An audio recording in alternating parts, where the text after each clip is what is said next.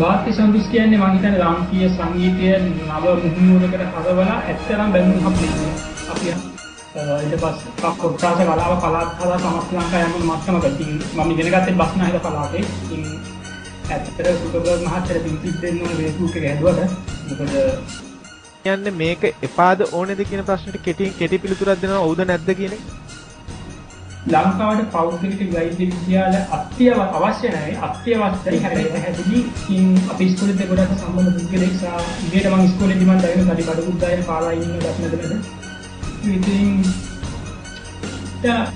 බලන්න ගොඩ ගහනවා කියනවා අනික කරන්නේ. ගොත ගහනව නැහැ නියමෙටම කිව්වා නියමා. ඒක වැඩි වුණා මේ සිංදු ටික දාන්න මනිට. අර දෙමළ සිංදු ලින්ක් එක යවන්න බා. කවදා හරි ළඟදිම දවසක කපලා කොටලා මේක දාන්න.